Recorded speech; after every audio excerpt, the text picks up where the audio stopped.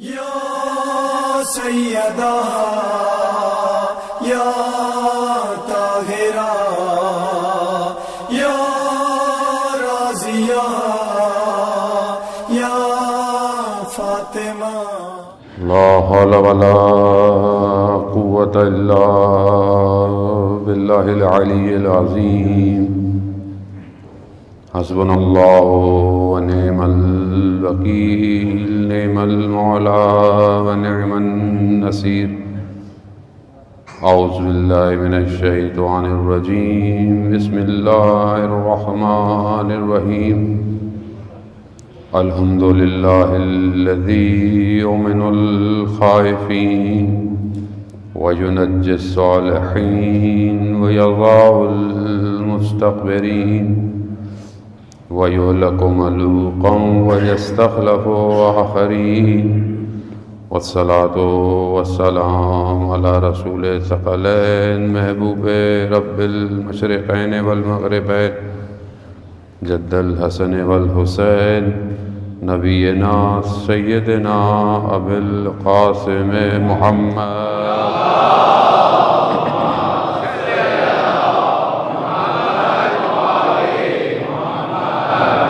وعلى آله الطيبين الطاهرين المعصومين، لا سيما بقية الله في الأرضين، روحي وأرواحنا لتراب مقدم الفداء، ولعنة الله على أعدائهم أجمعين. بسم الله الرحمن الرحيم. رب اشرح لي صدري ويسر لي أمري واحلل عقدة من لساني يفقهوا قولي. أما بعد فقد قال الله تبارك وتعالى في كتاب الحكيم والقرآن المجيد: وما خلقت الجن والإنس إلا ليعبدون. صلوات بھیجیں محمد.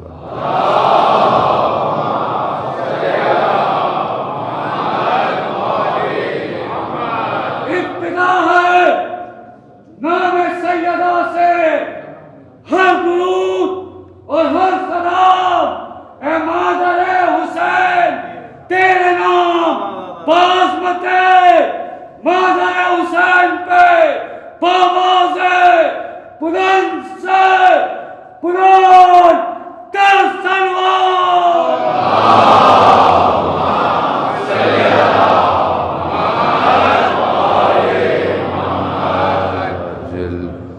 عزاداران شہزادی کونین، ایام فاطمیہ ہے. اسی سلسلے کی بہرحال مجالس خدمت میں بندہ حقیر آپ کی چند بیانات اور ٹوٹے پھوٹے جو بہرحال ہم ادا کر سکتے ہیں. بہرحال بی بی کے فضائل تو ہم بیان نہیں کر سکتے، چاہے وہ ظاہری کیوں نہ ہو. وہ نوری خلقت کو تو ہم ویسے بھی قاصر ہیں بیان کرنے سے، لیکن بہرحال جتنا انسان ادراک رکھے اسے معرفت حاصل کرنی چاہیے، اور معرفت حاصل کریں گے تو قریب آئیں گے، اور قرب ہی نجات دے گا. دوری جو ہے وہ اسی لیے ہے کہ لوگ معرفت نہیں رکھتے، اور جب معرفت نہیں ہوگی تو عمل نہیں ہوگا، ظاہر ہے. لیکن اگر کوئی نام سے جانتا ہو لیکن اطاعت نہ کرتا ہو،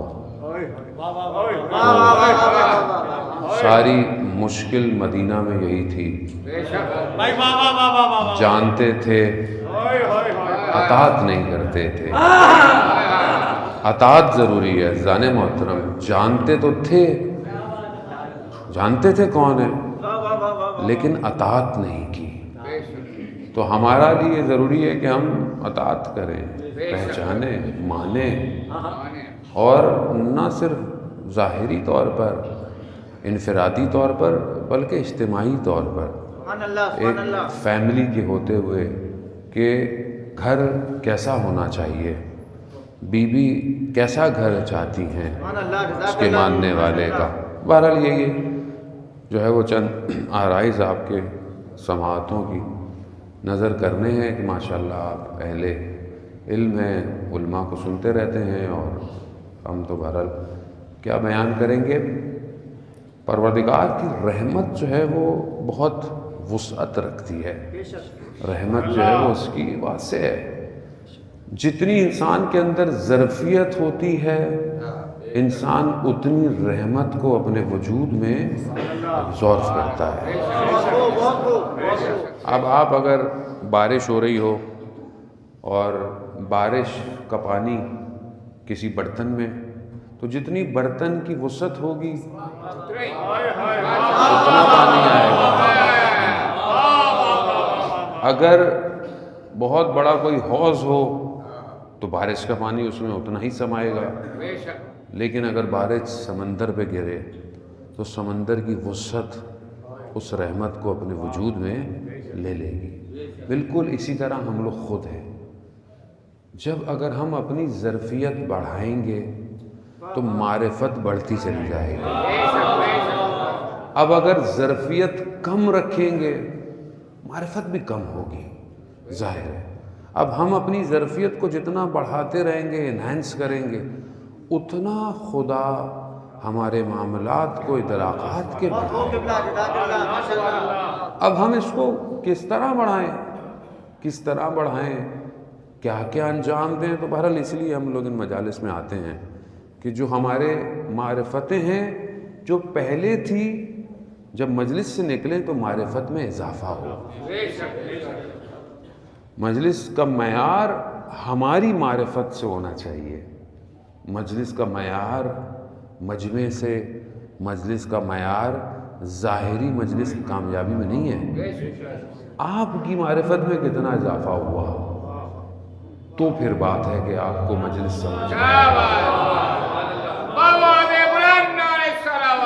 اللہم صلی علی محمد۔ کیونکہ اصل جو چیز کو حاصل کرنا ہے وہ آپ نے حاصل کرنا ہے، اور جب ہم اپنے وجود کو اتنا بڑھائیں گے کہ ہم اس جگہ کی قدر، مجلس کی، عزاداری کی، امام بارگاہ کی، مسجد کی قدر کو رکھیں گے تو پھر ہم ظاہر آئیں گے بھی ویسے ہی۔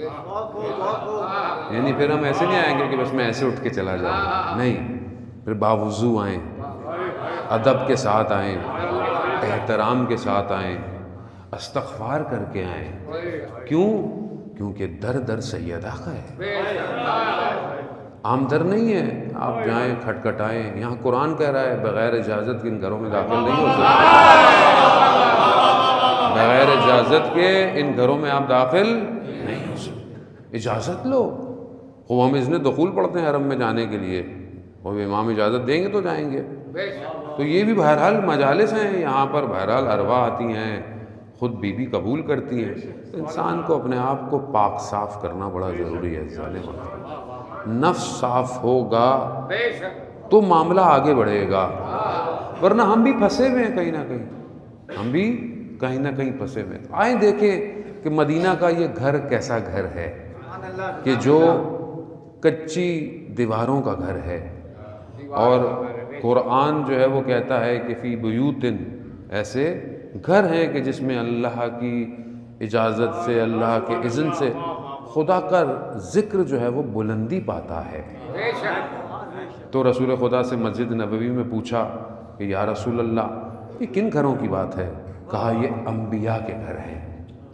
تو خلیفہ اول بیٹھے ہوئے تھے، انہوں نے بیوی کے گھر کی طرف اشارہ کیا، کیونکہ یہ ایک ہی دروازہ تھا نا جو مسجد میں کھلتا تھا، یہ ایک ہی دروازہ تھا۔ تو پوچھا کہ کیا یہ گھر بھی اس میں شامل ہے؟ تو رسول خدا فرماتے ہیں یہ گھر ان سب گھروں میں افضل ہے۔ تو اب یہ جو گھر تھا، یہ گھر کس چیز سے بنا ہوا تھا؟ اس گھر میں سنگ مرمر تھے، اس گھر کی چھتیں بلند تھیں، کیا تھا؟ اس کے کمرے بہت تھے، اس میں وسعتیں تھیں؟ نہیں۔ ہم اپنی زندگی میں انسان بہت محنت کرتا ہے اور کہتا ہے کہ بھائی میرا اپنا گھر ہو۔ انسان بعض اوقات سارا زندگی محنت کرتا ہے کہ ایک گھر بنائے، کوشش کرتا ہے جتنا اچھا گھر ہو، اولاد کو آسانی ہو، نسل کو آسانی ہو، کھلا ہو، صحن کھلے ہوں، عمارت ہو۔ کوئی بڑی بڑی ٹاپ دنیا کی بلڈنگوں میں گھر لیتا ہے، 20 منزل پہ، 40 منزل پہ، 50 منزل پہ جاتا ہے کہ بھائی گھر ہو، لیکن یہ گھر نہیں ہوتا۔ جو ہم بناتے ہیں وہ مکان ہوتا ہے. ہم مکان بناتے ہیں. گھر افراد سے بنتا ہے. بہت سارے لوگ اپنی زندگی میں محنت کرتے ہیں مگر مکان بناتے ہیں, گھر نہیں بناتے. گھر ایسا ہو کہ جو افراد آپس میں جڑے ہوئے ہوں. یہ گھر ایسا تھا کہ جس نے پوری دنیا کو ایسے افراد دیے کہ بشریت انہی کے اوپر تکیہ کی ہوئے ہے. کیا دیا اس گھر نے؟ اس گھر نے مولا کائنات اللہم صلی علی محمد. اس گھر نے امام حسن امام حسین علیہ السلام دیے. اللہم صلی علی محمد. اس گھر نے جو ہے وہ زینب و ام کلثوم دیے. یہ گھر ہے. اب ان کے لیے بتانے کی ضرورت نہیں ہے کہ یہ کون لوگ تھے اور انہوں نے کس طرح اللہ کے دین کو بچایا. تو ہم دیکھیں کہ کیا ہمارا بھی گھر ہے یا نہیں ہے. ہمارے گھر کے افراد کا رابطہ ہمارے گھر میں بھی وہی کچھ ہوتا ہے جو ان کے گھروں میں ہوتا تھا. تبھی تو ہم کہیں گے کہ ہم ان کے ماننے والے ہیں.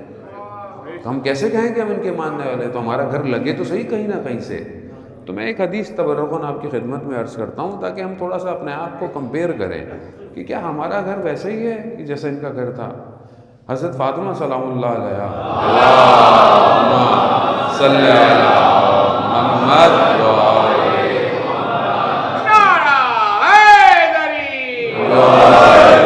بی بی ارشاد فرماتی ہیں کہ مجھے اس دنیا میں 3 چیزیں اچھی لگتی ہیں. یہ دنیا جو ظاہری دنیا ہے مجھے اس میں 3 چیزیں اچھی لگتی ہیں. اب ظاہر ہے جو سیدہ کو اچھا لگے ہمیں بھی اچھا لگنا چاہیے. تو اب تھوڑی دیر بعد پتہ چلے گا کہ ہمیں اچھا لگتا ہے کہ نہیں لگتا. پہلی چیز بی بی فرماتی ہے مجھے اس دنیا میں قرآن کی تلاوت اچھی لگتی ہے. اب مجھے اچھی لگتی ہے. اب کوئی بات نہیں بولے گا. اللہ اکبر. صلوات بھیجتے محمد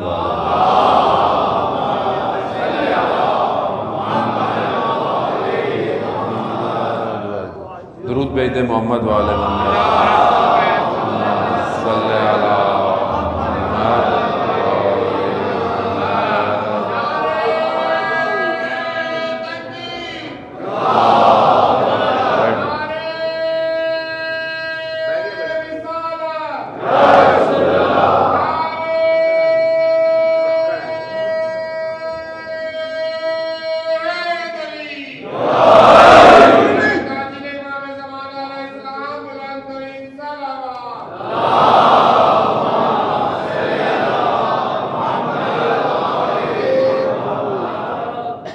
عزیزان محترم.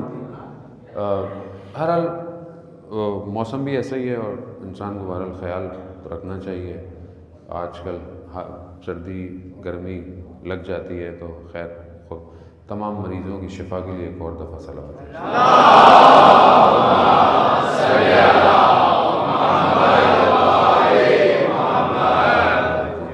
عزیزان محترم پہلی چیز کیا اچھی لگتی ہے؟ قرآن کی تلاوت. اب آپ کہیں گے ظاہر ہم مسلمان ہیں تو قرآن کی تلاوت تو ہمیں اچھی لگتی ہے لیکن خود کریں یا کسی کی سنیں؟ اب یہ کہ بعض اوقات زندگی میں یہ ہوتا ہے کہ انسان کہتا ہے کہ مجھے ایک چیز اچھی لگتی ہے مگر میں کر نہیں پاتا. ہوتا ہے نا کہ مجھے فلانی چیز اچھی لگتی ہے لیکن میں انجام نہیں دے سکتا. وہ مشکل ہے, رکاوٹ ہے, کچھ بھی ہے. لیکن کیا مجھے دل چاہتا ہے؟ ایک ہے کہ میں نہیں کر پا رہا, کوئی بھی وجہ ہو, دل چاہتا ہے میرا کہ میں قرآن کی تلاوت کروں. یہ پہلی چیز ہے. ہم کہتے تو یہی ہے کہ قرآن ان کے گھروں میں نازل ہوا لیکن ہم اپنے گھر میں نازل نہیں کرنا چاہتے. قرآن اپنے گھر کو قرآن کی تلاوت سے نورانی نہیں کرنا چاہتے. اس کی وجہ کیا ہے؟ اس کی وجہ ہم پھنسے ہوئے ہیں کہیں نہ کہیں، ظاہر ہے آج کل کے دور میں تو ویسے بھی آسان ہو گیا ہے، اب مشکل تھوڑی ہے عزیزان محترم قرآن پڑھنا۔ پہلے قرآن کھولو، کون زحمت کرے لحاف میں سے، اب تو موبائل میں اپلیکیشن ہے، پڑھ لیں بھائی، آسان سے پڑھ لیں، کان میں لگا لیں، سن لیں۔ چھٹے امام جعفر صادق صلی کتنی آیتیں ہیں؟ امام فرماتے ہیں کہ تلاوت کرنی چاہیے ایک مومن کو 50 آیتیں تلاوت کرنی چاہیے، چلیں 50 نہیں کریں، 5 تو کریں۔ یہ مشکل کام نہیں ہے، یہ بس دوری ہے، بے شک۔ اب جب دور ہوں گے تو ظاہر ہے جب یہ ایک نور دور ہو جائے گا، ایک پاکیزگی دور ہو جائے گی، تو پھر نجاست تو آئے گی نا انسان کے اندر۔ تو یہ پھر جو انسان کہتا ہے مشکلات، گرفتاریاں، پریشانیاں، بیماریاں کیوں ہیں؟ کیونکہ نور نہیں ہے آپ کے وجود میں۔ آپ اپنے آپ کو کلام خدا سے منور کریں، زبان پاک کریں۔ عزیزان محترم خوب یہ بہت ضروری ہے کہ انسان جو ہے وہ متوجہ ہو اس طرف، وہ پہلی چیز ہے یہ۔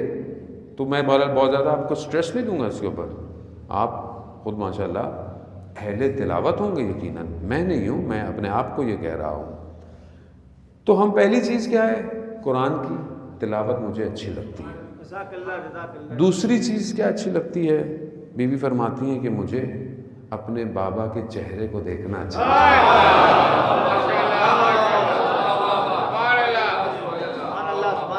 اب آپ یہ خوش ہوں گے کہ ظاہر ہے اب ہم تو مولانا اس زمانے میں ہیں نہیں، تو ہم کہاں دیکھیں؟ تو اس کا بھی میرے پاس حل ہے۔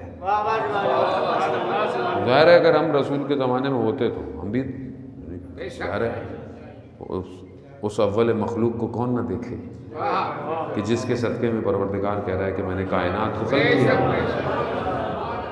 لیکن یہاں تو ظاہر ہے یہاں پہ بیٹی بھی ہے، لیکن یہاں معرفت ہے، ادراک ہے، اور یہ دو طرفہ تھی، ایک طرفہ نہیں ہے۔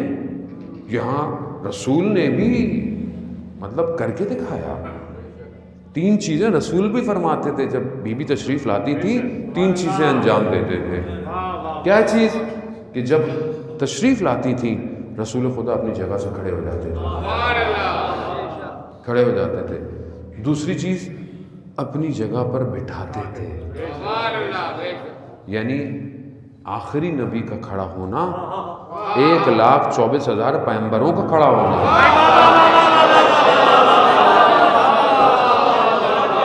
یعنی سب کھڑے ہو گئے، اور رسالت کی جگہ پہ بٹھانا آسان نہیں ہے۔ ادراکات یہی چاہیے، معرفت یہی چاہیے۔ اور پھر بی بی کے ہاتھ کا بوسہ لیتے تھے، فدا ابوہا، آپ پر آپ کا باپ فدا ہو۔ اب یہ بی بی فرماتی ہے کہ مجھے بابا کے چہرے کو دیکھنا اس دنیا میں اچھا لگتا ہے۔ وہ ہم کیا کریں عزیزان محترم؟ اب ہم تو ظاہر اس دور میں نہیں ہیں، تو اس کا حل یہی ہے کہ ہم اپنی زندگی میں دیکھیں کہ سنت رسول کتنا عمل کرتے ہیں۔ اب آپ بولیں گے سنت پہ ہم تھوڑی عمل کرتے ہیں، یہ تو ہمارے اہل سنت برادران کرتے ہیں، ظاہر ہے۔ تو عزیزان محترم اسی لیے آیت اللہ سستانی حفظ اللہ فرماتے ہیں کہ اہل سنت جو ہیں وہ ہمارے برادر نہیں ہیں، بھائی نہیں ہیں، بلکہ ہمارے نفس ہیں، ہماری جان ہے۔ تو اس لیے بہرحال انہوں نے ہی کہا ہے، ظاہر ہے ہم تو طالب علم ہیں، مہاراج ہی بتاتے ہیں کہ آپ کو آج کے دور کے اندر اتحاد بین المسلمین جو ہے بہت ضروری ہے۔ آپ حقائق کو بیان کریں لیکن احترام کے ساتھ، آپ احترام کریں۔ انگلش میں شاید میرے خیال میں یہ جملہ بہت زیادہ اچھا ایک عالم دین نے فرمایا کہ رسپیکٹ کریں، ایکسیپٹ نہ کریں، رسپیکٹ کریں۔ تو یہ علمی بات ہے، اور علمی باتوں کا علمی مباحثہ ہوتا ہے۔ ایسے آدمی منظر عام پر ان موضوعات کو چھیڑتا بھی نہیں ہے، اور چھیڑنا بھی نہیں چاہیے، کیونکہ ہر کسی کی عقل اتنی وسعت نہیں رکھتی ہے۔ تو آپ جب کسی کا احترام کریں گے تو لوگ آپ کا بھی احترام کریں گے. آپ فضائل بتائیں، بیان کریں، ہر کوئی احترام کرتا ہے. مجالس میں یقیناً اہل سنت ہمارے آتے ہیں، اور دنیا میں نظریات کا اختلاف مذاہب میں، فرقوں میں ہوتا ہے، یہ کوئی بڑی بات نہیں ہے، لیکن خدا نخواستہ اہانت نہیں کرنی چاہیے. یہ ہمیں خاص طور پہ ہم لوگ جو کہ مجالس کراتے ہیں، سلام پڑھتے ہیں، مرثیہ پڑھتے ہیں، یہ ہماری ذمہ داری ہے. عزیزان محترم، دنیا سن رہی ہوتی ہے، دنیا دیکھ رہی ہوتی ہے. آج اگر بہت لوگ ہم سے دور ہیں تو ہمارے کردار کی وجہ سے، نہ اہل بیت کی وجہ سے. ہم نے غلطیاں کی ہیں، ہمیں اپنے کردار کو، اور ہم خوش ہوتے ہیں. ہمارا یہ بڑا مسئلہ ہے. ہمارے یہاں اگر مجلس میں شعر کو ایسا پڑھ دے جس میں جملے مارے جائیں، یہ ہماری فطرت میں مشکل ہو گئی ہے. ایسا نہیں ہونا چاہیے عزیزان محترم. یعنی یہ ایک بات دیکھیں، حقائق ہر کوئی جانتا ہے، حقائق سے آپ پردہ پوشی نہیں کر سکتے، وہ بھی جانتے ہیں. لیکن جب دوسرے مذاہب میں دیکھیں، بہت ساری چیزیں دوسرے مذاہب میں بلٹ ان ہیں، آپ اس سے کیسے بات کریں گے؟ تو آپ اپنا موقف بیان کریں. آپ بیان کریں. ابھی میں ایک شہر میں تھا تو ایک برادر اہل سنت آئے ہوئے تھے اور ملے. وہاں صاحب اہل بیت سے محبت کرتے ہیں اور تھوڑا پرسنٹ ہی رہ گیا. تو میں نے بولا کہ نہیں، آپ جو ہیں وہی رہیں، بس اہل بیت سے محبت کریں. اس لیے امام خمینی رضوان اللہ تعالیٰ فرماتے ہیں کہ تم ہاتھ باندھنے میں اور ہاتھ کھولنے میں لڑ رہے ہو، دشمن تمہارے ہاتھ کاٹنے میں لگا ہوا ہے. تو یہ بہت ضروری ہے کہ ہم اس طرف متوجہ ہوں. اب سنت رسول ہم کتنا عمل کرتے ہیں، کیا عمل کرتے ہیں؟ میں 2-4 سنتیں میں آپ کو بتاتا ہوں، آپ جانتے ہیں، لیکن بہرحال ہم اس کو ایسا سنت عمل کریں گے تو ہم رسول کے قریب ہو جائیں گے. وہ کیا ہے کہ ہم بچوں کو کہتے ہیں کہ بیٹا وہ سونے سے پہلے دانت صاف کرو، مسواک کرو، صبح اٹھ کے دانت صاف کرو. ڈاکٹر بولتا ہے تو آپ ڈاکٹر کا نام کیوں لے رہے ہیں؟ آپ بولیں کہ رسول خدا فرماتے ہیں. آپ بتائیں کہ رسول خدا کہتے تھے کہ دانتوں کو مسواک کرو سونے سے پہلے، اٹھتے وقت، حد عقل، یعنی ورنہ تو وہ ہر نماز سے پہلے بھی رسول خدا نے فرمایا ہے کہ دانتوں کو صاف کرو. اب اگر آپ یہ کہیں گے تو بچے کے دل میں محبت پیدا ہوگی. دوسری چیز، جب آپ بولیں کہ کھانا کھانے بیٹھو تو بیٹا ہاتھ دھو کر آؤ. کیوں؟ ویسے بھی ڈاکٹر بولتے ہیں ہاتھ دھوئیں، جراثیم پاک ہوں گے، ایک لاجیکل ہے. تو اب رسول خدا فرماتے تھے بیٹا کھانے سے پہلے ہاتھ دھو کے بیٹھو. اس کو پتہ چلے گا کھانے میں بھی رسول کی گفتگو ہو رہی ہے. پھر آپ بولیں بیٹا بسم اللہ پڑھ کر کھانا کھاؤ، بسم اللہ پڑھ کر خدا کو یاد کر کے کھانا کھاؤ، اور آہستہ آہستہ چبا کے کھانا کھاؤ، اور کھاتے وقت اپنے معدے کو 3 حصوں میں تقسیم کرو. تو اب یہ ساری چیزیں جسے سائنس بھی آج کہتا ہے، لیکن رسول خدا 14 سال پہلے فرما گئے. تو جب آپ یہ کہیں گے تو بچہ خود بخود رسول کے عشق میں مبتلا ہوگا. لیکن جب ظاہر ہے گھر میں یہ سب نہیں ہوگا تو پھر گھر کا بچہ کہاں جائے گا؟ تو ظاہر ہے وہ پھر دنیا کی طرف، دنیا کی چیزوں کی طرف جائے گا، پھر دین سے دور ہو جاتا ہے. پھر لوگ کہتے ہیں کہ ہماری اولاد خراب ہوگی، جس میں ہمارا اپنا قصور ہے. ہم خود رسول سے کتنے قریب ہیں جو ہم اپنی اولاد کو قریب کریں. پہلی بات تو یہی ہے عزیزان محترم. خوب یہ بڑی آسان سی بات ہے، میں بہت فلسفہ تو بیان کرنا ویسے بھی نہیں آیا، نہ مجھے آتا ہے. سادی سی بات ہے جو ہم پریکٹیکلی امپلیمنٹ کر سکیں. تیسری چیز جو سیدہ فرماتی ہیں کہ اللہم صلی اللہ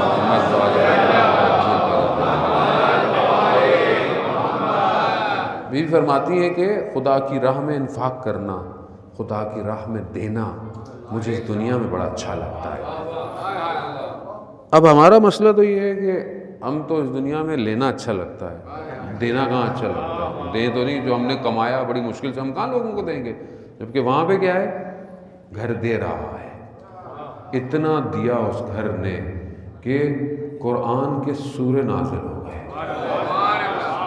اتنا دیا. کیا کیا کہ جو کھانا ایک دن 3 دن سائل کو دیا، اور صرف خدا کی خاطر.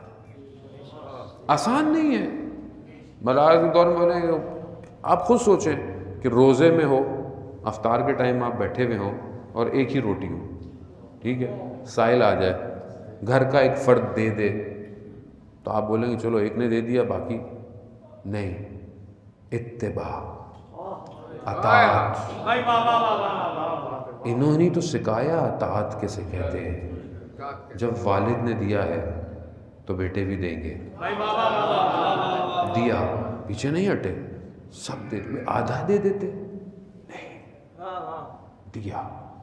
دوسرے دن پانی سے نمک سے روزہ کھول دیا، دوسرے دن پھر روزہ، پھر افطار، پھر وہی ایک روٹی، پھر کوئی آ گیا پھر دے دیا، پھر تیسرے دن پھر وہی افطار، پھر روٹی، پھر دے دیا. 3 دن اہل بیت نے سائلوں کو دے کر دنیا کو رزق عطا کیا ہے.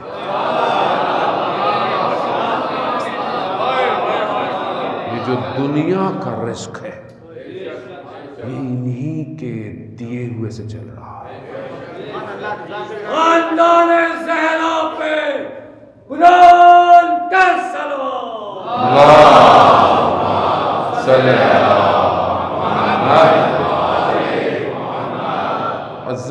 سمجھنے کو، کیونکہ ظاہر ہے ہم لوگ ذہن چھوٹے ہیں، اتنی وسعت نہیں رکھتے کہ ان معارف کو درک کر سکیں، ورنہ کائنات کا راز سیدہ ہے. ایسا ہے، اس کو مجھے شاید میں آپ کو لفظوں میں تو ظاہر ہے میں تو نہیں سمجھا سکتا، لیکن جب تک خود محسوس نہیں کریں گے آپ درک نہیں کریں گے. کبھی کوشش کر کے دیکھ لیں، کبھی کوشش کر کے دیکھ لیں زندگی میں. دروازہ کھٹکھٹائیں. مشکل یہ ہے کہ مانگنا نہیں آتا، کیونکہ ظاہر ہے اتنی بڑی ہستی سے مانگنے کے لیے بھی تو کوئی طریقہ چاہیے. لیکن ان کے یہاں منع نہیں ہے، ان کے یہاں نہیں کہ آپ مسلمان بھی ہو، یہ نان مسلم بھی ہو، کوئی بھی ہو، یہ دیتے ہیں. کیوں؟ کیونکہ انہیں خدا نے عطا کیا ہے. مطلب تاریخ میں کہیں بیان نہیں ہوتا کہ کسی خاتون نے اپنی شادی کی پہلی رات اپنا شادی کا جوڑا لباس سائل کو دے دیا. کہیں نہیں ہے، کسی کے لیے نہیں ہے. ہمارے یہاں تو کہو کہ شادی جو ہے وہ سادگی سے کرو. یہاں ماں باپ ایک ہی بیٹا ہے، ایک ہی بیٹی ہے مولانا. بھائی آپ مانتے کس گھر کو؟ نہیں، وہاں کتنا ماننا ہے؟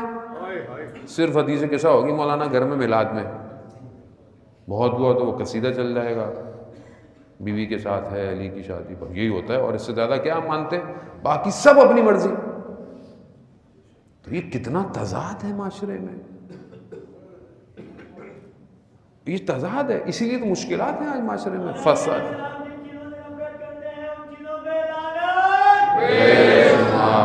عزیزان محترم، آپ اب یہ دیکھیں نا تضاد ہے، پھر ہماری زندگیاں خراب ہوتی ہیں. آج معاشرے میں جو ناچاکیاں، اختلافات، ڈائیورس کا ریشیو، یہ کیوں ہے؟ کیونکہ ابتدا پاک نہیں ہے. اب قرض لے کے کرو، یہ لے کے کرو، سامنے والے بھی ویسے ہی ہیں. وہ بیٹے کا رشتہ لینے جائیں گے تو پتہ نہیں بیٹے کو پڑھایا تھا، پتہ نہیں کیا کیا تھا، سارا بیٹی والے گھر والوں سے لیں گے. معاشرہ ایسا ہو گیا ہے. اور پھر خدا نہ خواستہ کوئی بیچاری غریب آ جائے تو ساری زندگی تانے. آپ خود سوچیں نا کہ ہم جس معاشرے میں رہتے ہیں اس کی حقیقت یہ ہے، اور مانتے ہم کن کو ہے کہ نیا لباس دے دیا رسول خدا حضرت محمد مصطفیٰ.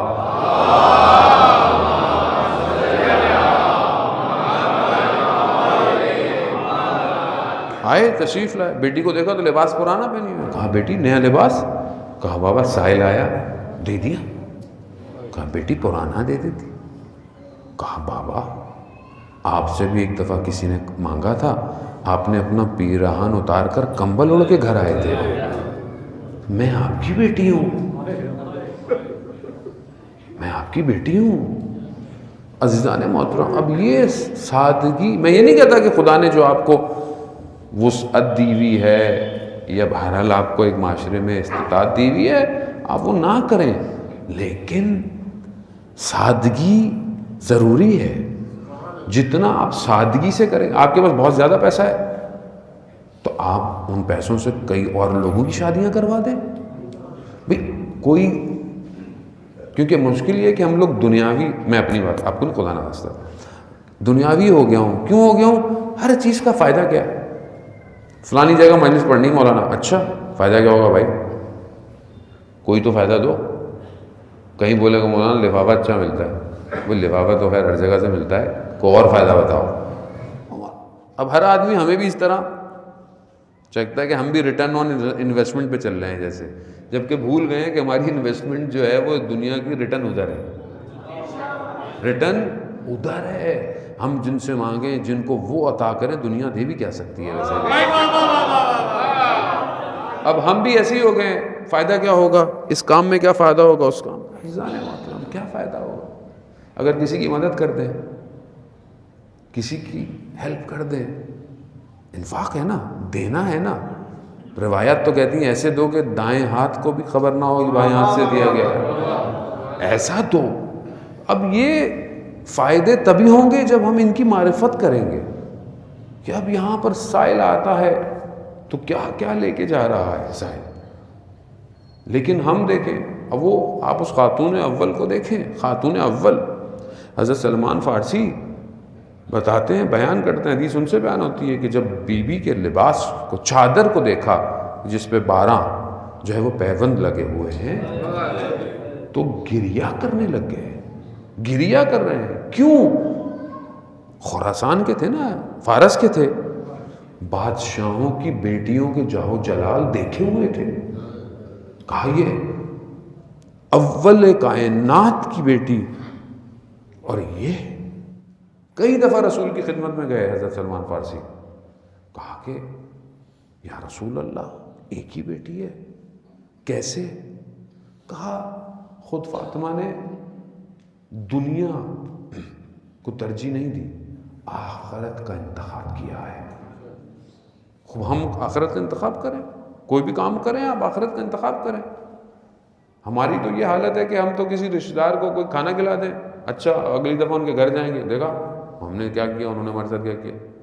اللہ اکبر، ہم ہر معاملے میں ایسے ہی ہیں۔ بہت سارے معاملے دنیاوی تھوڑی ہوتے ہیں جو آپ کوئی کام کرتے ہیں، رستے سے پتھر ہٹا دیں آپ کو تمغہ دے گا، کسی کو کھانا کھلا دیں تو آپ کو، نہیں، خدا کی خاطر کریں۔ انہوں نے سب کچھ خدا کی خاطر کیا، خدا کی خاطر اپنے آپ کو آگے بڑھائیں۔ عزیزان محترم، اب یہاں پر خدا کو سمجھیں۔ خدا تو اتنا رحمان ہے کہ وہ تو بہانے ڈھونڈتا ہے کسی نہ کسی طریقے سے بندہ میری طرف آ جائے، کوئی نہ کوئی طریقے سے آ جائے۔ ذنون مصری کے جو اپنے زمانے کا بہرحال صوفی تھا، وہ رات کی تاریکی میں تہجد پڑھنے اٹھا، برف پڑی ہوئی تھی باہر، دیکھا کہ اس کا ہمسایہ یہودی ہے اور برف کے اوپر جو ہے وہ بیج ڈال رہا ہے۔ تو اس نے بولا کہ یہ کیا کر رہے ہو؟ بیج تو زمین میں ڈالتے ہیں کہ پودے نکلیں، کچھ نکلے اس میں سے، برف پہ تو کچھ بھی نہیں نکلے گا۔ کہا کہ میں اصل میں پرندوں کے لیے ڈال رہا ہوں کہ ان کو تو کچھ کھانے کو ملے گا نہیں، تو میں نے کہا کچھ بیج ڈال دوں آ کے کھا لے۔ تو ذنون نے کہا کہ کس کے لیے یہ کام کر رہے ہو؟ تو یہودی نے کہا خدا کی خاطر، کہ خدا۔ تو ذنون نے کہا کہ مگر خدا دیکھ رہا ہے، کیونکہ کہا کہ یہ تم متقین تھوڑی ہو، مطلب مسلمان بھی نہیں ہو۔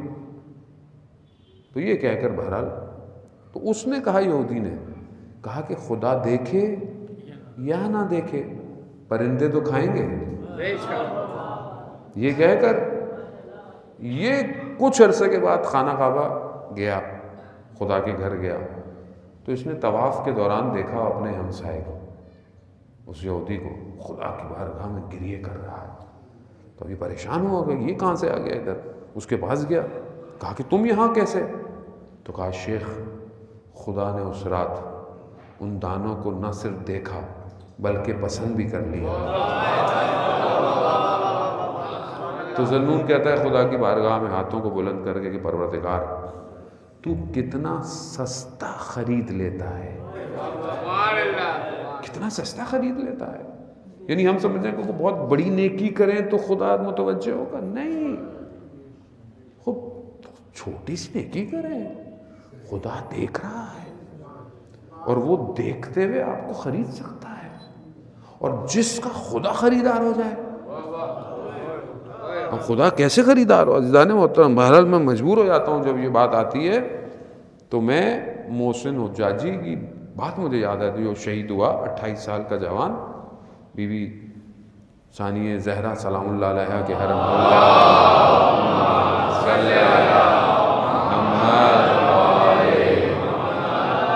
بی بی کے حرم کو بچاتے ہوئے جو شہید ہوا، جس کی گردن کاٹ دی گئی اور جو آج کے دور میں کٹی ہوئی گردنوں کا سردار بن گیا، 28 سال کا۔ اس نے اپنے بیٹے کو وصیت کی، بیٹا 2 سال کا تھا اس کا اس وقت، اب بڑا ہو گیا۔ اس نے بیٹے کو کہا کہ بیٹا زمانہ پرآشوب ہے، فتنہ ہے، لیکن اپنے آپ کو اس قابل کرنا اس دنیا میں کہ خدا تمہارا خریدار بن جائے، خدا آپ کو خریدے۔ یہ بہرحال ہمارے یہاں واقعہ پیش آیا، پچھلے دھرنے بھی دیے، قوم نے استقامت بھی دکھائی، اور یہ کہ مسلمانوں کی گردنیں کاٹ دی گئیں۔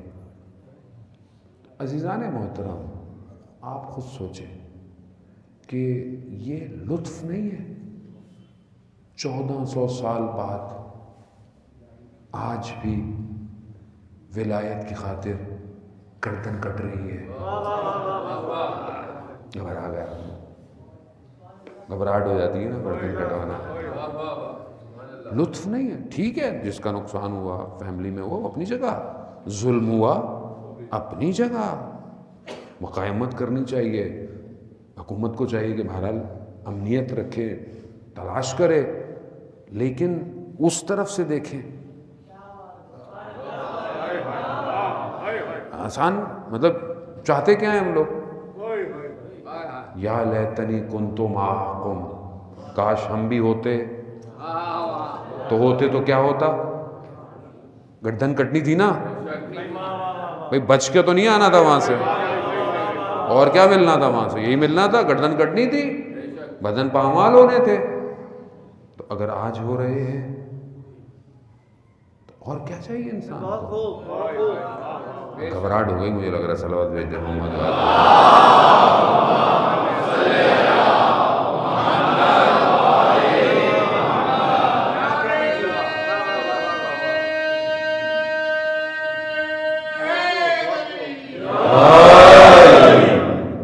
عزیزان محترم، تو بہرحال اپنے آپ کو اس قابل کریں، خاص طور پر جوان، کہ خدا آپ کا خریدار ہو۔ اب میں کیا کروں کہ خدا مجھے خرید لے؟ کوئی تو کام کروں کہ میری قیمت بازار کنعان میں لگے، میری کوئی قیمت بازار کنعان میں لگے کہ مجھے بھی یوسف کی طرح کوئی خریدار آئے تو خریدے، وہ اس قابل تو ہوں۔ تو عزیزان محترم، خوب جب ہوگا تو امتحان سے گزرنا ہے، آزمائش سے گزرنا ہے، کنویں کی تنہائی میں خدا کو سجدے کرنے ہیں، اور پھر ان 14 کا واسطہ دینا ہے، تب خدا خریدار بنے گا، ایسی قیمت لگے گی عزیزان محترم۔ تو خوب ہم اپنے آپ کو دیکھیں کہ ہم کیا رات کی تنہائی میں خدا کی بارگاہ میں کھڑے ہوتے ہیں، خدا کو سجدے کرتے ہیں۔ آپ اس گھر کو دیکھیں کہ پروردگار ملائکہ پہ افتخار کر رہا ہے، ملائکہ کو پروردگار فرما رہا ہے کہ دیکھو میری کنیز میری بارگاہ میں کیسے کھڑی ہوئی ہے۔ یہ خاصہ تھا کہ اتنی عبادت کرتی تھی کہ پاؤں سوج جاتے، ورم آ جاتے تھے۔ خوب کوئی بزرگ عبادت کرے تو اب سمجھ میں آتا ہے، لیکن جوان کتنی عبادت کرے گا کہ پاؤں سوجیں گے اس کے؟ تو اس کا مطلب ہے کہ عبادت اپنی کمال پہ ہے۔ تو ہم اپنی قیمت کو پہچانیں. میں بہرحال میرا مخاطب جوان ہے کہ ہم اپنی راتوں کو ضائع نہ کریں یہ دنیا کے سوشل میڈیا اپلیکیشنز میں, یوٹیوب میں, نیٹ فلکس میں. اپنی قیمت کو پہچانیں. آپ کا خدا کی بارگاہ میں گرا ہوا ایک آنسو خدا کو بہت عزیز ہے. خدا کہتا ہے کہ یہ جوانی میں دنیا کی لذتیں انجام دے سکتا تھا مگر چھوڑ کر میری بارگاہ میں سجدے کر رہا ہے. تبھی تو قیمت لگے گی. کیوں, کیسے آپ کی قیمت لگی مجھے آپ بتائیں. خدا کو اس ٹائم چاہیے قیمت. کیوں؟ کیونکہ یوسف زہرا انتظار کر رہا ہے. اللہم صلی علی محمد. عزیزان محترم, بہرحال مجھے ذہن میں واقعہ آ گیا, سنا تو آپ نے ہوگا لیکن بہرحال ذہن میں آ گیا واقعہ, تو تکرار میں کوئی مذائقہ نہیں ہے کہ حضرت عیسیٰ علیہ السلام جو خدا کے نبی ہیں اپنے حواریوں کے ساتھ ایک جگہ گئے. ایک جگہ دیوار تھی, زمین تھی, ہٹایا تو دیکھا ہیرے جواہرات پڑے ہیں. تو حواری جو ہے وہ ان قیمتی پتھروں کو جمع کرنے لگے. تو حضرت عیسیٰ ظاہر ہے انہی طریقے سے درس دیا کرتے تھے, سفر پہ رہتے تھے, اپنے حواریوں کو سکھاتے تھے. تو کہا کہ میں شہر جا رہا ہوں, جو شہر قریب تھا, جو بھی علاقہ تھا, اور وہاں سے ہیرا لے کر آؤں گا جس کی قیمت بہت زیادہ ہوگی. تم جن ہیروں کو دیکھ رہے ہو میں ایک ہیرا لے کر آتا ہوں. چلے گئے شہر, جائے غریب سے علاقے میں ایک گھر میں گئے. تو کہا کہ میں مسافر ہوں. بوڑھی سی عورت تھی, اسے نہیں پتا کہ خدا کا نبی ہے. کہا کہ آ جائیں, میرا بیٹا گیا ہوا ہے, آئے گا تو آپ کی خدمت کرے گا. ایسے میں وہ جوان آیا. حضرت عیسیٰ نے اس کے چہرے کو دیکھا تو دیکھا کہ پریشان لگتا ہے. کہا کیا پریشانی ہے؟ کہا کہ نہیں مطلب میں اب آپ کو, کہا نہیں بتاؤ, ہو سکتا ہے میں شاید. کہا نہیں کوئی کچھ نہیں کر سکتا. کہا شاید میں تمہاری کو مدد کر دوں. تو کہنے لگا کہ میں مزدور ہوں, مزدوری کرتا ہوں, یہ رستے میں جو ہے زمین اور مٹی اور ان کو اٹھاتا ہوں. تو ایک کاروان گزر رہا تھا اور کاروان میں سواریاں تھیں, حواریاں تھیں. اچانک سے ہوا چلی تو ایک جگہ سے پردہ ہٹا تو میں نے ایک چہرے کو دیکھا. وہ اتنا خوبصورت تھا کہ میرا دل اسی میں رہ گیا. پھر میں پیچھے دوڑتا دوڑتا گیا کہ کاروان کس کا ہے؟ تو وہ یہاں کے بادشاہ کا ہے, جو سلطان ہے اس کا کاروان ہے اور وہ اس کی بیٹی ہے. اب میں تو مزدور آدمی, فقیر آدمی, میں کہاں؟ تو اس کرب میں میری یہ حالت ہے. تو حضرت عیسیٰ نے کہا کہ تم مسئلہ نہیں ہے, تم اپنی والدہ سے کہو کہ جاؤ رشتہ مانگنے جائیں. کہا ہم کیسے رشتہ مانگنے جائیں گے, کیسے؟ کہا کہ میں بتاتا ہوں. جنگل میں لے گئے تشت پہ, کہا پتھر جمع کرو. پتھر جمع کیے, معجزے اذن الہی سے پتھروں کو قیمتی ہیرے جواہرات میں بدل دیا.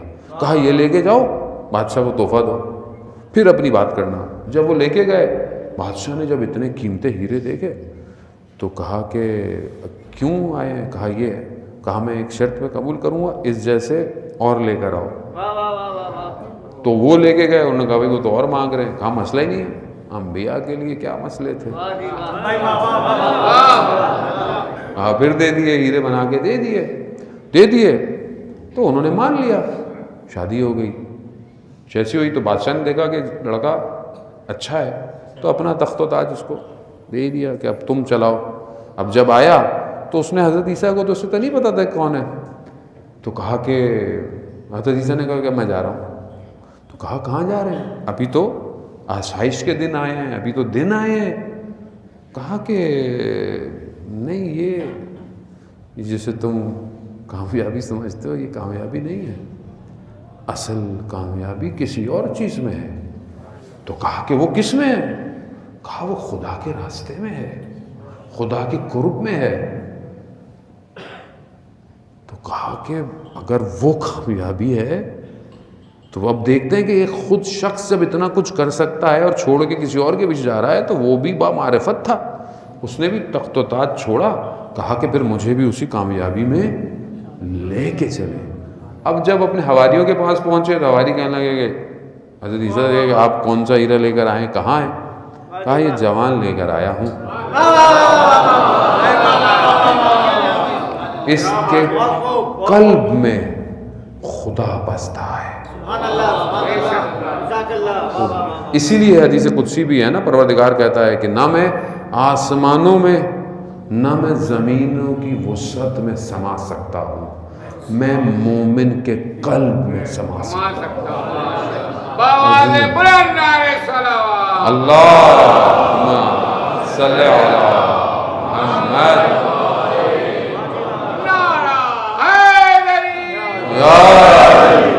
عزیزان اتقوا، اپنے آپ کو قیمتی بنائیں۔ آپ قیمتی بنیں گے تو آپ کی قیمت لگے گی، اور جب قیمت لگے گی تو پھر ظہور کے لیے آپ کو انتخاب کیا جائے گا۔ یاد رکھیں عزیزان محترم، بہرحال وقت بہت تیزی سے گزر گیا، آپ کی حسن سماعت نے محسوس نہیں ہونے دیا۔ یاد رکھیں ایام فاطمیہ کا صرف ایک مقصد ہے، یہ اپنے ذہن میں رکھ لیں۔ اس کا مقصد کیا ہے؟ اس کا مقصد یہ ہے کہ وقت کے امام کی امامت کو غصب کیا گیا تھا، وقت کے امام کو اس کا حق نہیں دیا گیا امام کو، یہی غم تھا بی بی کو، اسی کی جد و جہد کی۔ آج کیا وقت کے امام کو ان کا حق دیا گیا ہے؟ نہیں دیا گیا۔ تو ہم کیا کر رہے ہیں پھر زندگی میں؟ ہم کتنی کوشش کر رہے ہیں کہ وقت کے امام کو ان کا حق ملے؟ سخت ہے۔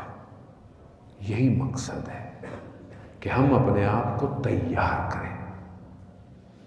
کب تک ہم لوگ اپنی باتوں کو منوانے کے لیے دھرنے دیں گے؟ انسان میں طاقت اتنی ہونی چاہیے کہ صرف اس کے چہرے سے دنیا کے سلاطین کانپنے لگے،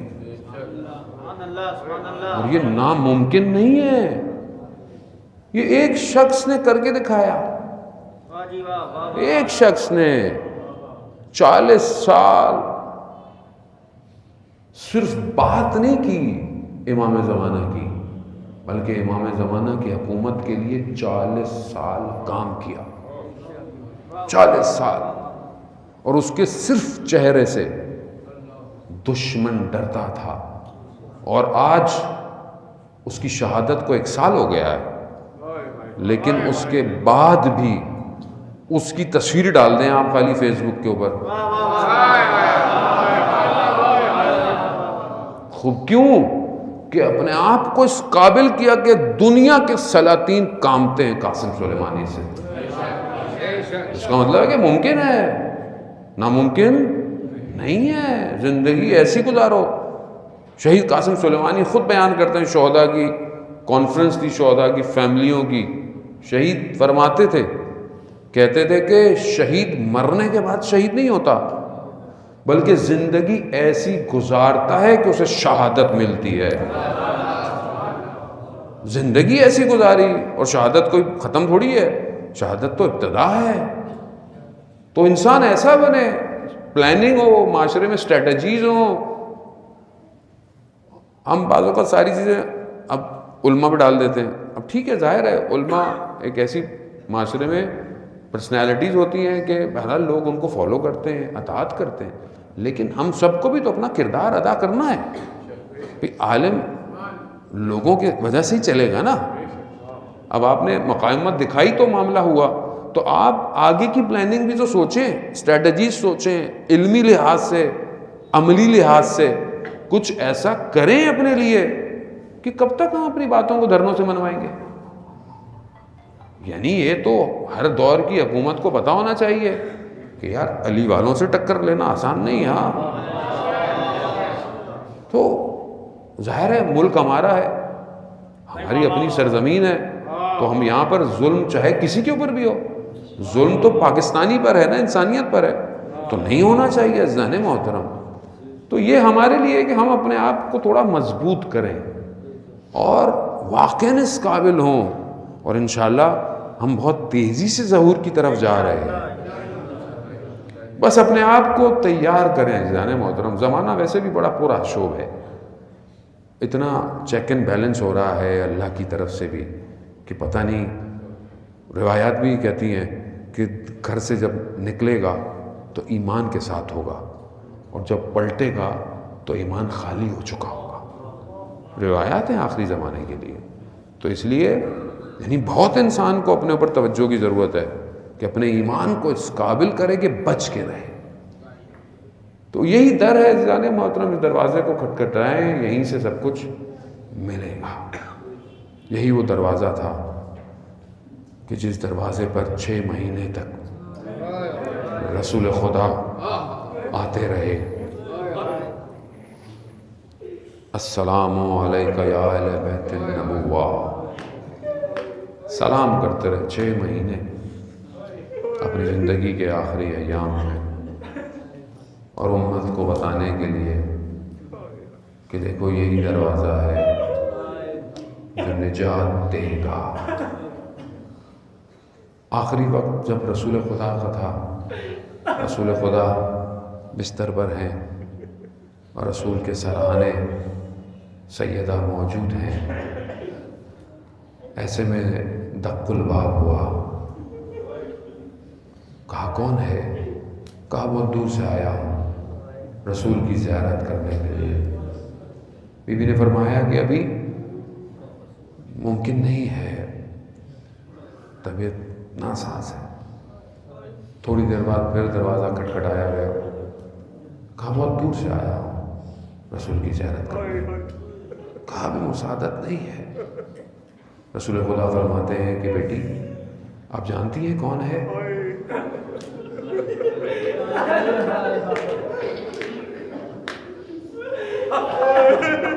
بس جو پہنچ گئے سلام بول کر. کہا بیٹی حضرت اسرائیل علیہ السلام آپ کے ادب اور احترام کی وجہ سے اجازت لے کے آنا چاہتے تھے. السلام علیکم یا رسول اللہ. ملائکہ اجازت لے کر آ رہے ہیں, اور امت کیسے آئی؟ امت کیسے آئی؟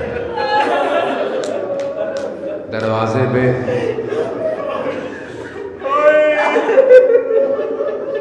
لوگ کہتے ہیں کہ اصل بہت سے لوگ اصل ان کی لوگوں کی محبت ہے, یعنی واقعاً لوگوں کے اتنی محبت ہے اس گھر سے کہ لوگ یقین کرنے کو تیار نہیں ہیں.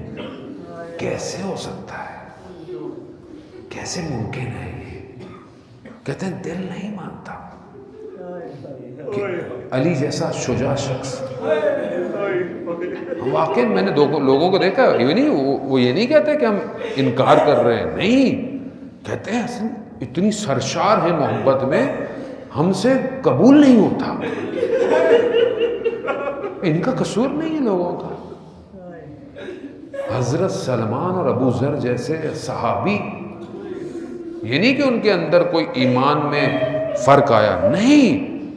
جب انسان کے اپنے اوپر مشکل آئے نا تو انسان برداشت کرتا ہے, لیکن جس سے محبت کرتا ہو اس کے اوپر مشکل برداشت نہیں کرنے دیتا.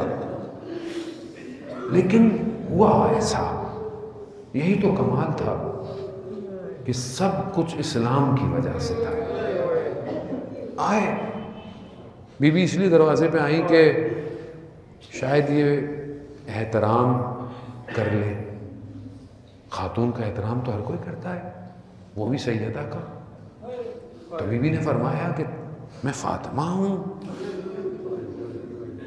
آگے سے کہنے والوں نے کہا کہ ہوا کرے. دروازہ کھولے,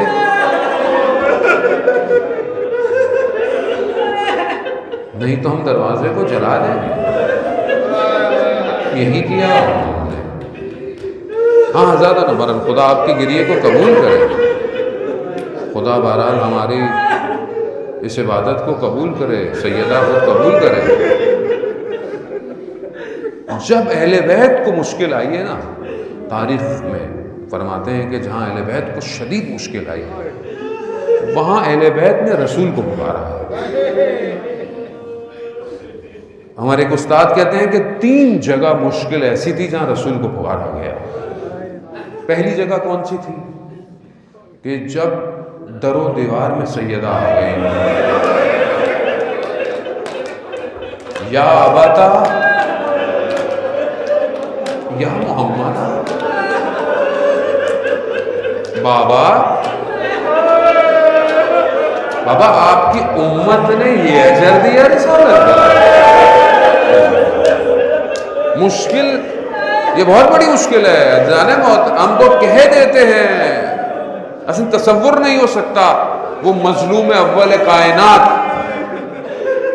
یہ امام جانتے ہیں، ہم اس کو برداشت نہیں کر سکتے۔ یہ اتنی سخت مشکل تھی کہ ہر امام نے گریہ کیا، نہ جانے وقت کا امام کہاں گریہ کر رہا ہو۔ کہا دوسری مشکل اس رات کو آئی کہ جب تاریکی میں بقی میں وقت کا امام سیدہ کو قبر میں اتار رہا،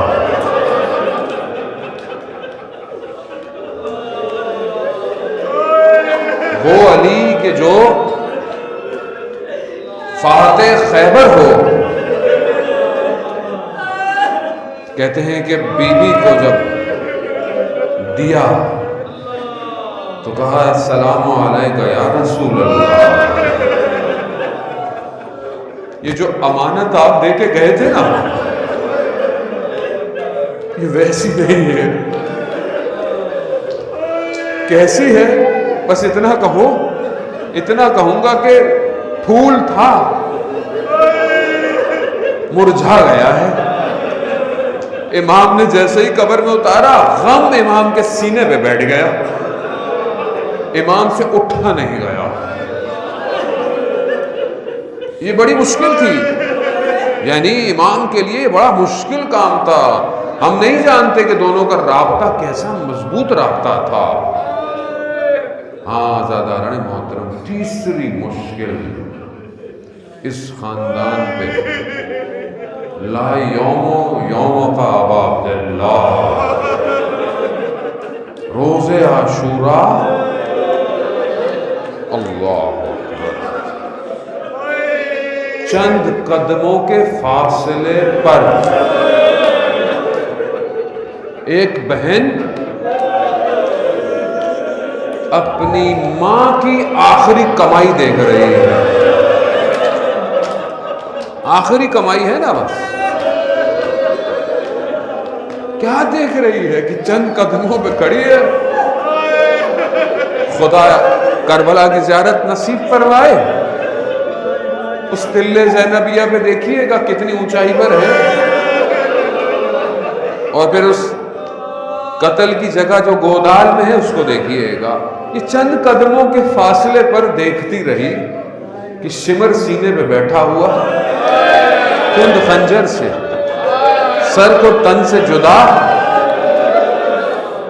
جب اس سخت مرحلے سے 11 محرم کو بی بی گزری ہے نا، تو اپنے آپ کو سواری سے گرایا ہے۔ کیا کہا؟ وہاں پہ بھی یہی کہا کہ یا رسول اللہ، حاضر حسین، یہ حسین ہے، اپنے خون میں لت پت کربلا کی خاک بدن سے اڑتی ہوئی جا رہی ہے۔ ہاں زیادہ یہ آسان نہیں تھا، یہ بہت سخت مراحل تھے، لیکن اس سے زیادہ سخت کیا تھا کہ وہ بیٹی کہ جو اپنی دادی سے بڑی مشابہت رکھتی تھی، بہت مشابہت رکھتی تھی، شب عاشوراء جب مقتل میں ڈھونڈا گیا تو کہاں پائی گئی؟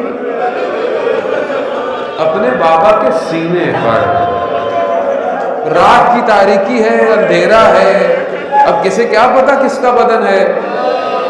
سر تو ہے بھی نہیں تن پہ، مگر بیٹی باپ کے جنازے پہ پہنچ گئی، بدن پہ پہنچ گئی کیونکہ باپ نے بلایا۔ یہی بیٹی، بس آپ نے گریہ کیا، میں جملہ کہوں گا یاد آئے تو گریہ کیجئے گا، بس یہی بیٹی جو رات کو سینے پہ سوئی، 11 محرم کو جب پھوپھی کو دیکھا نا ایک سر بریدہ لاشے پر کہ رگیں کٹی ہوئی نظر آ رہی ہوں، پھوپھی بیٹھی ہوئی رو رہی ہے، تو بچی کیا پوچھتی ہے، پھوپھی جان یہ کس کا بدن ہے، یہ کس کا بدن ہے کہ جس کے بدن پر زخموں کے نشان ہیں، تیروں کے نشان ہیں، تلواروں کے نشان ہیں، نیزوں کے نشان ہیں، گھوڑوں نے پامال کر دیا ہے، یہ کس کا بدن ہے؟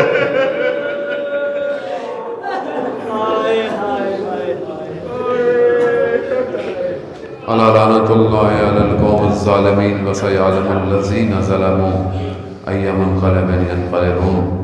پروردگار ہماری اس عبادت کو قبول فرما، پروردگار امام زمانہ کے ظہور میں تحجیل عطا فرما، ہمیں ان کے ناصروں ان کے مددگاروں میں شمار فرما، پروردگار حاضرین مجلس کی جائز خواہشات کو پورا فرما، جو بیمار ہیں خاص طور پہ جو اس وائرس کی وجہ سے یا ویسے مریض ہیں، حاضرین مجلس میں کوئی ان کے مریض ہیں، جتنے بھی لوگ یہاں ہیں پروردگار سیدہ سلام اللہ علیہا کے صدقے شفاء کاملہ اور عاجلہ عطا فرما، جو بے روزگار ہیں رزق حلال عطا فرما، جو برسر روزگار ہیں رزق میں ترقی اور کشادگی عطا فرما، پروردگار جو مقروض ہیں غیب سے ان کے قرضوں کو ادا فرما، پروردگار عالم اسلام میں جہاں بھی مشکلات ہیں مسلمانوں کی جان مال عزت آبرو کی حفاظت فرما، ہمارے وطن عزیز پاکستان کو عزت اور استحکام عطا فرما، اس کے دشمنوں کو نیست اور نابود فرما، پروردگار ہمیں توفیق عطا فرما کہ ہمارا گھر